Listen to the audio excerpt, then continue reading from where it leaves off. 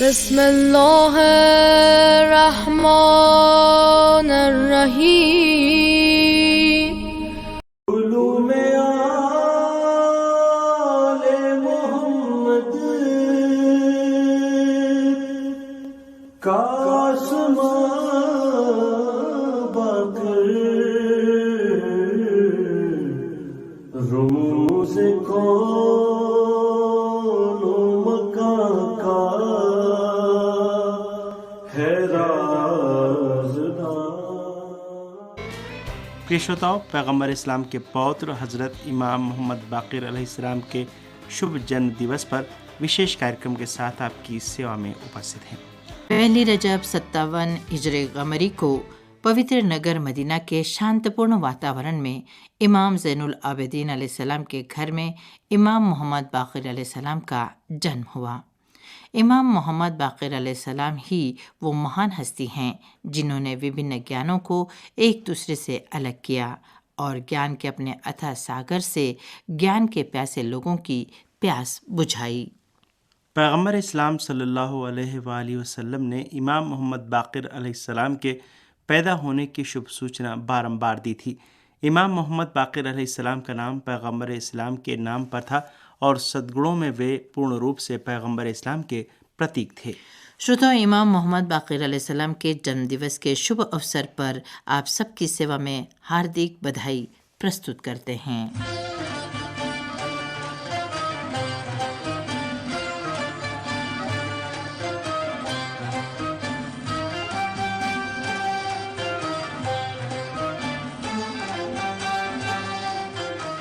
इमाम मोहम्मद बाक़िर अलैहिस्सलाम की सबसे प्रसिद्ध उपाधि बाक़िरुल उलूम अर्थात ज्ञानों को फाड़ने वाला है। इमाम हुसैन अलैहिस्सलाम इमाम मोहम्मद बाक़िर अलैहिस्सलाम के दादा और इमाम हसन अलैहिस्सलाम उनके नाना थे। इमाम मोहम्मद बाक़िर अलैहिस्सलाम की एक विशेषता यह है कि उन्हें शिया संस्कृति की क्रांति की आधारशिला रखने वाला माना जाता है। यद्यपि ज्ञान के प्रचार प्रसार को मुख्य रूप से इमाम मोहम्मद बाक़िर अलैहिस्सलाम के सुपुत्र इमाम जाफ़र सादिक़ अलैहिस्सलाम से जोड़ा जाता है, परंतु उसकी बुनियाद इमाम मोहम्मद बाक़िर अलैहिस्सलाम ने रखी थी। पैगम्बर इस्लाम और उनके पवित्र परिजनों में से हर एक अपने समय और परिस्थिति के अनुसार अमल करता था। इमाम मोहम्मद बाक़िर अलैहिस्सलाम के काल में राजनैतिक एवं सामाजिक परिस्थितियाँ इस प्रकार की थीं कि उन्हें दूसरे इमामों की अपेक्षा धार्मिक शिक्षाओं, पवित्र कुरान की व्याख्या और पैगम्बर इस्लाम की परंपरा को बयान करने का अधिक अवसर मिला। ज़ुहद अर्थात दुनिया से मुंह मोड़ लेना, निष्ठा और दूसरे समस्त सद्गुणों ने इमाम मोहम्मद बाक़िर अलैहिस्सलाम को एक प्रतिभाशाली और विशिष्ट हस्ती में परिवर्तित कर दिया था। इमाम मोहम्मद बाक़िर अलैहिस्सलाम ने पवित्र कुरान का अनुसरण करके समाज में ज्ञान का स्थान इस प्रकार चित्रित किया कि लोग धर्म को पहचानें और जीवन में आवश्यक ज्ञानों को प्राप्त करें। इमाम मोहम्मद बाक़िर अलैहिस्सलाम ने मानव समाज का मार्गदर्शन ज्ञान की ओर किया और उन्होंने फरमाया कि जो विद्वान अपने ज्ञान से समाज को लाभ पहुंचाएगा वो 70,000 उपासकों से बेहतर होगा। जिस प्रकार ज्ञान की विशेषता इस्लाम धर्म में बयान की गई है, उस तरह किसी अन्य धर्म में बयान नहीं की गई। अलबत्ता इस बात को ध्यान में रखना चाहिए कि ज्ञान के संबंध में जो ये कहा गया है कि जो विद्वान अपने ज्ञान से समाज को लाभ पहुंचाए वो 70,000 उपासकों से बेहतर है, तो ये कथन उस महान हस्ती का है जो उपासना और बंदगी के भी चरम शिखर पर है। ये उस व्यक्ति का कथन नहीं है जो धर्म से परिचित न हो या धार्मिक मूल्यों से शत्रुता के कारण ज्ञान के महत्व को बयान कर रहा हो। इमाम मोहम्मद बाक़िर अलैहिस्सलाम ज्ञान के महत्व के बारे में अपने इस मूल्यवान कथन से समाज को ईश्वरीय भय के बिना उपासना, ज्ञान के बिना अमल तथा आत्मा से रिक्त उपासना से रोकना चाहते हैं और वे लोगों को पूर्ण जानकारी एवं वास्तविक बंदगी की ओर आमंत्रित करना चाहते हैं। इमाम मोहम्मद बाक़िर अलैहिस्सलाम इसी प्रकार अपनी मूल्यवान सिफारिश में शत्रु से मुकाबला करने में ज्ञान के महत्व की ओर संकेत करते हुए कहते हैं कि ज्ञान शत्रुओं के विरुद्ध हथियार है और इमामों तथा ईश्वरीय दूतों को इसी मूल्यवान मापदंड के आधार पर दूसरों पर श्रेष्ठता प्राप्त है और उन्हें लोगों का मार्गदर्शक बनाया गया है।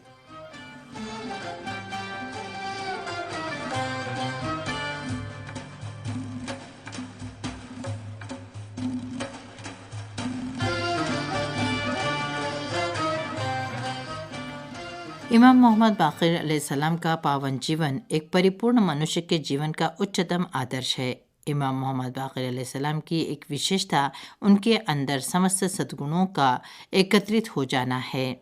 ज्ञान के संबंध में उनको जो ध्यान है वो नैतिक व आध्यात्मिक विशेषताओं से उन्हें निश्चित नहीं करता। इसी तरह इमाम अध्यात्म और महान ईश्वर की उपासना पर जो ध्यान देते हैं वो इस बात में बाधा नहीं बनता है कि इमाम सामाजिक एवं मनुष्य के भौतिक जीवन पर ध्यान न दें। इमाम मोहम्मद बाक़िर अलैहिस्सलाम के जीवन पर दृष्टि डालने से ये बात स्पष्ट हो जाती है कि इमाम जीवन के समस्त क्षेत्रों में सर्वोच्च आदर्श हैं। वे ज्ञान एवं सद्गुणों के शिखर बिंदु पर थे, इस प्रकार से कि शिया और सुन्नी सहित समस्त विद्वान इस बात पर एक मत थे कि इमाम मोहम्मद बाक़िर अलैहिस्सलाम अपने समय में समस्त विशेषताओं में सबसे अच्छे व श्रेष्ठ थे। सुन्नी विद्वान व परिज्ञानी अत्तार निशापुरी अपनी पुस्तक तज़किरतुल औलिया में इमाम को नबी की औलाद और हज़रत अली की निर्वाचित नस्ल के रूप में याद करते हैं। इमाम मोहम्मद बाक़िर अलैहिस्सलाम के नमाज पढ़ने के बारे में इतिहास में आया है कि जब इमाम मोहम्मद बाक़िर अलैहिस्सलाम नमाज के लिए खड़े होते थे तो कभी उनका पावन व तेजस्वी चेहरा लाल हो जाता था और कभी पीला पड़ जाता था और इस प्रकार का हो जाता था कि मानो अपने संबोधक को वे अपनी आंखों से देख रहे हैं और अपने पालनहार से बातें कर रहे हैं। जिन लोगों ने अपनी हज यात्रा के दौरान इमाम मोहम्मद बाक़िर अलैहिस्सलाम को देखा था उन्होंने इस प्रकार बयान किया है। इमाम गुस्ल अर्थात धार्मिक स्नान करते थे, नंगे पांव काबे के क्षेत्र में प्रविष्ट होते थे और जब काबे के पास पहुंच जाते थे तो उसकी ओर देखते और ऊंची आवाज़ में रोते थे। उसके बाद काबे की परिक्रमा करते थे और नमाज के बाद सजदा अर्थात ज़मीन पर माथा रखकर महान ईश्वर का गुणगान करते थे और जब सजदे से सिर उठाते थे तो सजदा करने का स्थान आंसुओं से भीगा होता था। ध्यान योग्य बिंदु ये है कि इमाम जहाँ ईश्वरीय भय, उपासना और बंदगी में चरम शिखर पर थे वहीं काम भी करते थे। इमाम इस बात को बिल्कुल पसंद नहीं करते थे कि दूसरे उनकी आजीविका की पूर्ति करें। यही नहीं, जब कोई व्यक्ति इमाम से पैसा मांगता था तो इमाम मोहम्मद बाक़िर अलैहिस्सलाम प्रसन्न होकर उसकी सहायता करते थे। इस प्रकार से कि इमाम बाक़िर अलैहिस्सलाम के बारे में कहा गया है कि कदापि नहीं सुना गया कि किसी ने इमाम से सवाल किया हो और इमाम ने उसका नकारात्मक उत्तर दिया हो। इमाम मोहम्मद बाक़िर अलैहिस्सलाम अपनी आजीविका स्वयं कमाने पर बल देते थे, परंतु कभी भी उन्होंने जीवन को आजीविका कमाने के लिए समर्पित नहीं किया, बल्कि उनका प्रयास समाज में प्रभावी व रचनात्मक उपस्थिति का होता था। इमाम मोहम्मद बाक़िर अलैहिस्सलाम अपने समय में ज्ञान संबंधी सभाओं का आयोजन करते थे, क्योंकि ये समाज को लाभ पहुंचाने का एक बहुत अच्छा तरीका है। क्योंकि हर प्रकार की सामाजिक, आर्थिक और नैतिक परिपूर्णता वैचारिक व सांस्कृतिक परिपूर्णता पर निर्भर है। इमाम मोहम्मद बाक़िर अलैहिस्सलाम की समाज में महत्वपूर्ण उपस्थिति को बयान करने के लिए इस बिंदु का उल्लेख करना काफ़ी है कि इमाम मोहम्मद बाक़िर अलैहिस्सलाम और उनके बाद उनके बेटे इमाम जाफ़र सादिक अलैहिस्सलाम ने शैक्षिक केंद्रों की आधारशिला रखी और जिन लोगों ने इन शिक्षा केंद्रों से ज्ञान अर्जित किया उन्होंने लगभग 6000 किताबें लिखी हैं। इमाम मोहम्मद बाक़िर अलैहिस्सलाम पवित्र कुरान और पैगंबर इस्लाम की जीवन की परंपरा से पूर्णतः अवगत थे और वे लोगों को इससे अवगत कराते थे और उन्हें अज्ञानता के अंधकार से निकालकर ज्ञान के प्रकाश में ले आते थे।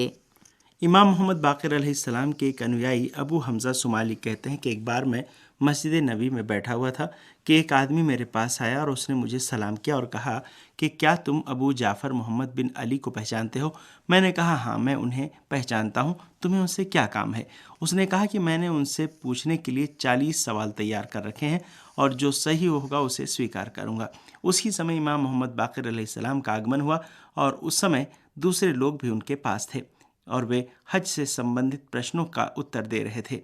वो आदमी भी इमाम के निकट बैठ गया और उसने अपने प्रश्न भी इमाम के समक्ष रख दिए और इमाम ने उसके 40 प्रश्नों के उत्तर दिए। अपने बच्चों और परिवार के दूसरे सदस्यों से प्रेम, वो भी धार्मिक व ईश्वरीय मूल्यों को दृष्टि में रखकर, ऐसी चीज़ है जिसे सही रूप में केवल पैगंबर इस्लाम और उनके पवित्र परिजनों की जीवनी में ही देखा जा सकता है। इमाम मोहम्मद बाक़िर अलैहिस्सलाम के पावन जीवन में हर चीज़ पर उसके स्थान पर ध्यान दिया गया है। उनमें से एक धर्मपत्नियों की आत्मिक व आध्यात्मिक आवश्यकताएं हैं, जिन पर आमतौर पर लोगों के जीवन में ध्यान नहीं दिया जाता है, परंतु इमामों के जीवन में एक मूल वास्तविकता के रूप में उस पर ध्यान दिया गया है।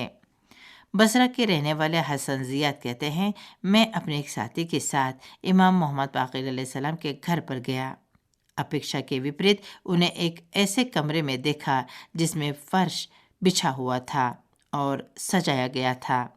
हमने देखा कि उनके कांधों पर एक कपड़ा है जिस पर लाल रंग के फूल कड़े हुए हैं। हमने अपनी बात उनके समक्ष रखी, अपने प्रश्नों को उनसे पूछा और वहाँ से उठ गए। जब मैं इमाम के घर से निकल रहा था तो उन्होंने मुझसे कहा, कल भी अपने दोस्तों के साथ हमारे पास आना। मैंने कहा, बहुत अच्छा है, कल भी आऊँगा। दोबारा मैं अपने उसी दोस्त के साथ इमाम के घर गया, परंतु जब हम इस बार इमाम के घर पहुँचे तो ऐसे कमरे में गए जिसमें एक चटाई के सिवा कुछ और नहीं था।